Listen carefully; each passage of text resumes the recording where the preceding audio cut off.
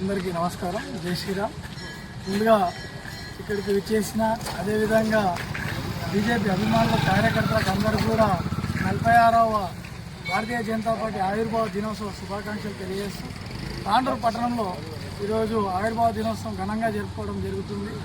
అదేవిధంగా ఇక్కడికి విచ్చేసినటువంటి సీనియర్ నాయకులు మనోహర్రావు గారు కానీ, రమేష్ అన్న గారు కానీ, అదేవిధంగా కృష్ణన్న గారు, సావశ్రీలత గారు, భద్రన్న గారు, తోటి కౌన్సిలర్లకు, అదేవిధంగా సీనియర్ నాయకులకు అందరికీ కూడా పట్టణ శాఖకు ఇక్కడికి విచ్చేసిన ప్రతి ఒక్కరికి కూడా పేరు పేరున ధన్యవాదాలు తెలియజేస్తూ ప్రతి ఒక్కరు కూడా తమ ఇంటిపై జెండాలు ఎగిరవేసి గల్లీలలో కానీ, వార్డులలో కానీ, కూడలలో కానీ భారతీయ జెండాను ఎగిరవేయడం ఈరోజు ఆవిర్భావ దినోత్సవం ప్రతి ఒక్కరు కూడా జరుపుకుంటున్నారు.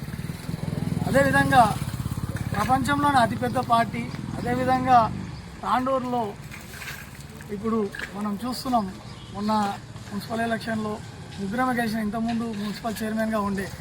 అయితే మనము రానున్న రోజులలో డబుల్ ఇంజన్ సర్కార్, అంటే ఇటు సెంట్రల్లో ఉన్నది, మన తెలంగాణలో కూడా గవర్నమెంట్ ఉంటే మనకు ఎంత లాభం ఉంటుందో అదేవిధంగా పార్టీ కార్యకర్తలకు అందరికి కూడా బూస్టింగ్గా ఉంటుందని చెప్పేసి, అదేవిధంగా నరేంద్ర మోడీ గారి విషయాలు ఇంతకుముందు సహచరులు అందరు సీనియర్ నాయకులు చెప్పినట్టు మనం చెప్పుకుంటూ పోతే బుక్కులు సరిపోవు.